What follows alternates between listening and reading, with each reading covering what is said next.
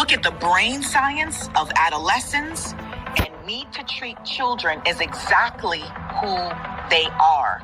Children. Community leaders who work with Milwaukee youth gathered to condemn the charges a 10-year-old is facing after police say he killed his mother. Instead of being treated as a boy, is being treated as an adult. According to a criminal complaint, the boy originally told police he accidentally shot his mom when he was twirling the gun, but the next day, the family called police with serious concerns. They say the boy told his aunt he was actually aiming the gun at his mom. Sylvester Jackson leads Believers for Change, an organization that advocates for ending mass incarceration. How can a 10-year-old help defend himself? Jackson believes this is a case of severe mental health and has no business being tried in adult court.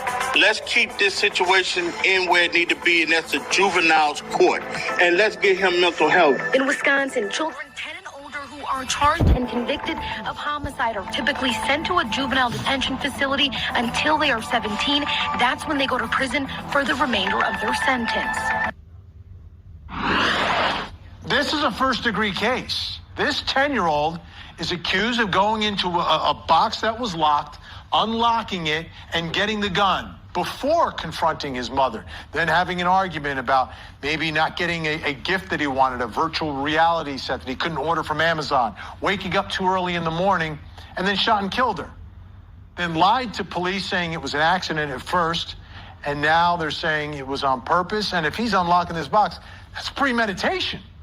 So what does our system do with a 10-year-old? A 10-year-old, because first degree in Wisconsin, that's up to 60 years in prison. And as you heard, he's a troubled child. Let's bring back in our think tank Daryl Cohen, Meg Strickler, Lawrence Zimmerman with us. What do we do? What does our system do here, Lawrence? 10 years old. I mean, you put him in the juvie system, he's out at 18. You think the rest of Milwaukee's going to be safe? Well, it's a very difficult decision, but I could tell you from personal, I actually knew somebody who was in 5th grade, killed his mother, and then waited till his brother came home and killed his brother. And he went through the juvenile system in Miami, and then when he got, I think, 18, 19, or 20, he was released. He was mentally ill. But apparently he got better, they treated that, and apparently he ended up becoming a successful businessman after all that. So it's a very difficult thing to do. The kid's 10. If they could treat him and help him and monitor him, he's 10. I mean, I think he should have an opportunity at some point to get back to life. He's 10 years old. I know it's difficult. We see school shooters at 16 kill everybody. Right. I mean, where do we draw the line? Because a school shooter kills 20 people, should never be released. At the age of 10, it's different. I mean, obviously the victim, his mom, is deceased. It's gone. But do you treat him as an adult? My view is you do not.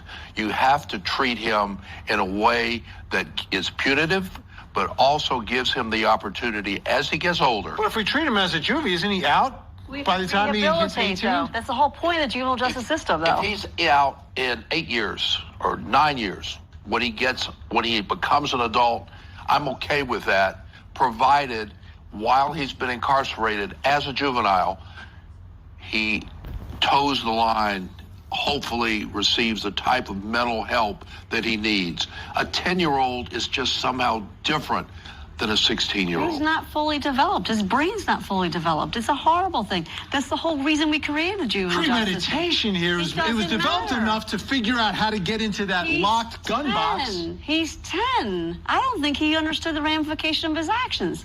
I really don't. He was 10. He's a child. I think there's a lot more hope. I understand he's a child, but there's a dead mother. No, there's a lot more hope for him to be rehabilitated. The juvenile justice system takes the time and the effort, much more so than the adult system, to try to help these young kids. Now, his family was trying to help him. They had a therapist. They had cameras in the home because they were afraid of him. Are some people just wired a little differently and maybe a little too dangerous? Well, they can determine that. They're afraid of him, and I get that. What in the world is there a gun? It's in a locked box. That he had, whether it was locked or not, there was a key. Are you blaming the victim right now? No, I'm not blaming the victim. I'm saying the victim should have been more vigilant if he was the person that they believe him to be, that he showed he was.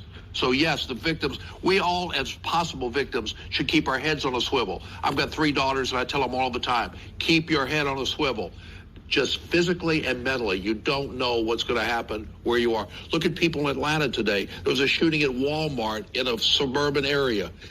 Nobody thought that was going to happen. Two gangs got upset with each other. Somebody shot someone and they weren't killed, fortunately. You don't know what's going to happen. You don't give that child an opportunity to have access to a gun, period. Okay, let me ask you, how comfortable would you be with this 18-year-old being released and moving into the house next to you and your family? I would be comfortable. Shouldn't that the test be? If I knew that they had done what they're supposed to have done, meaning the juvenile justice system, and took different times through the years testing him and seeing how he's behaving. Now, it sounds like this might be a situation that he'll never get better. What control do they have once he hits the age of majority and ages out of the juvie system if he's dealt with in the juvenile system? When he's no longer a juvenile, you can't hold him anymore. Well, unfortunately, with mental health in the United States, we're not very good handling mental health issues. But in theory, there should be services out there that put him into a halfway house or something like that are keeping a close eye on him. That's what our system is supposed to do for mentally ill people. Do you believe in sociopaths? Are they just born or are they made? Yes. Both. I mean, yeah. I mean, I think it could be both. He could be born that way and also be nurtured that way. But again, should he be evaluated to find out if he is in fact a sociopath, and should that be in the equation? Yes, but from 10 years old, 11 years old, and 12 years old, and 13 years old, yes. Did he know when he said it was an accident? Was that the truth? That was the lie. That was was he it, knew it was or a was lie. it a lie the next time when he said that aimed he's 10 years the gun old? at her? He's 10 years old. I can aim a He gun. aimed the gun because he didn't get what he mad at her. wanted. He didn't know he was killing I mean, her. look, obviously never killed anybody in my life, but when you're younger and you do a lot of stupid things, you don't realize the consequences of your action. I get it. He should know killing his mother, she's going to die, but obviously his thought process and everything else, there's something wrong. We're not saying this is an easy thing to do, to rehabilitate them and let them live next to Meg's house, which, by the way, they probably can't afford to live in our neighborhood.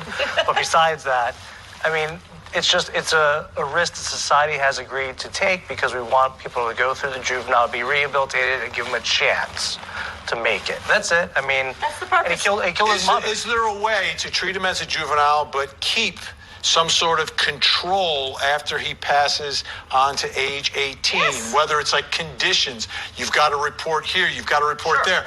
And can you hold it over his head that if you get arrested, if you do another violent act, that we punish you for the first person that you killed? Every state Can't do that, right? Every state is different. I don't know what the laws are there, but it is probably not possible to keep him under control after he reaches 18. So whatever happens, that's the we need problem. to make sure that as best we can, as much as we possibly can, that between now and the time he reaches 18, he has been rehabilitated. And implement social We're out of services. time on this, but we'll continue it. But I think you're all wrong. I think you treat him as an adult, and if you're concerned about 60 years, give him a shorter sentence so at least the court has No, some that's dreadful. control